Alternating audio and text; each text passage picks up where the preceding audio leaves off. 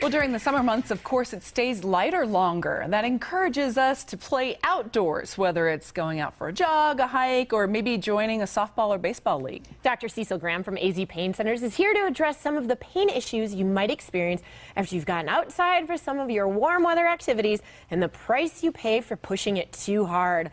Dr. Graham, thank you so much. And I am 100% one of those people. Like, I played volleyball in college. I feel like I can just go out and play like I did when I was 20 years old.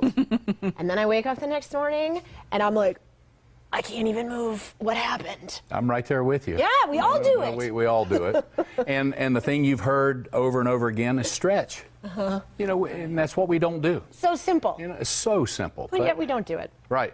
And the biggest thing we do, like when we deal with patients that come in that have chronic issues, is we want to get them moving. You know, I want to suppress their pain so they can get moving again and get on with their quality of life and get out there and do those things.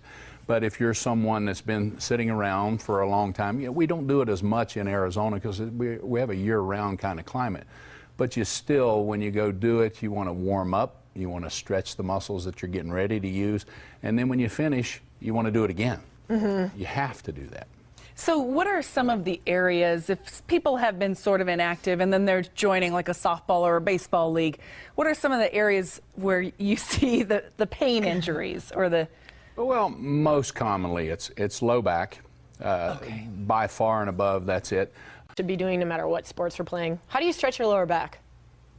Well, forward and back. You do both because you have, as you go up the spine, you have, and you see here on the screen that we have, this is one of the best slides. It's so simple, but there's so many different components, and it goes through them all. Like a bulging disc, if you think about the disc, everybody hears about discs, and they use the term, and people miscommunicate. They'll say herniated disc or a ruptured disc versus a bulging disc. Your discs are 75% water content. They're very fluid. So if you bend at the waist and pick up just 20 pounds off of the ground, you're putting 300 pounds per square inch of pressure on the front of that disc. And if you see that one there that says bulging disc, so when you bend forward, you put that 300 pounds of pressure and that disc is very fluctuant. What's it going to do?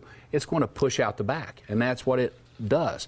That kind of thing, when we see that, those are the patients, when we deal with acute problems, that's the population I really want to get, because that population, we can get them back and heal the problem. You can. Turn it in and prevent it from becoming a chronic issue and pull that back.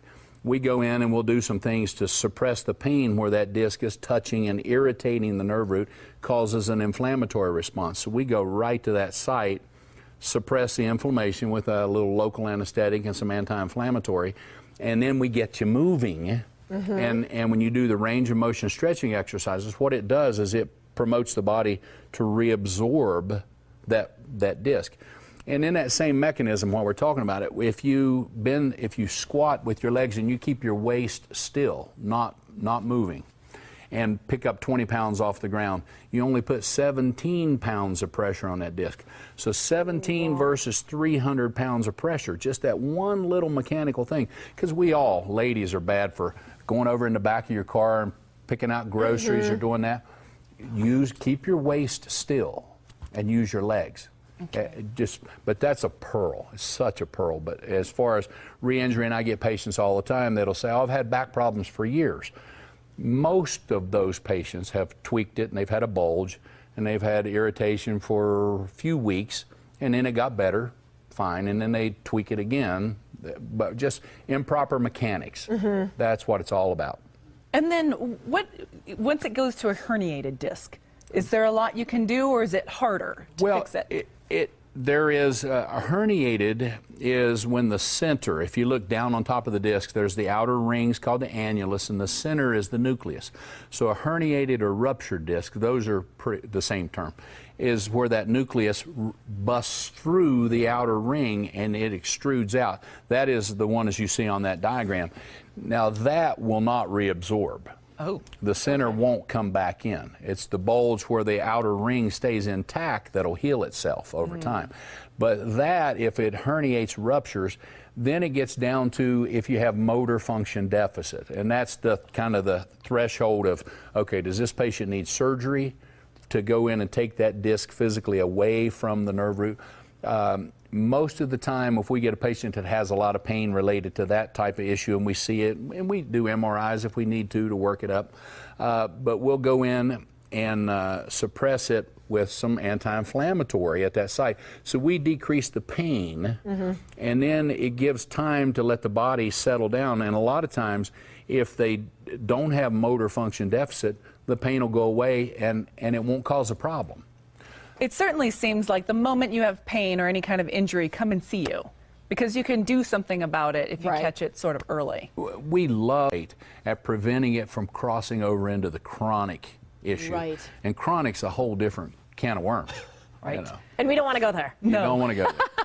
Dr. Graham, thank you so much for coming in and talking to us and reminding us to take care of ourselves. Thank you. Arizona Pain Center is located on Orange Grove Road on the northwest side of town. To make your appointment, just call 742-PAIN. Again, 742-7246, or go online to learn more at azpaincenters.com. And we will be right back.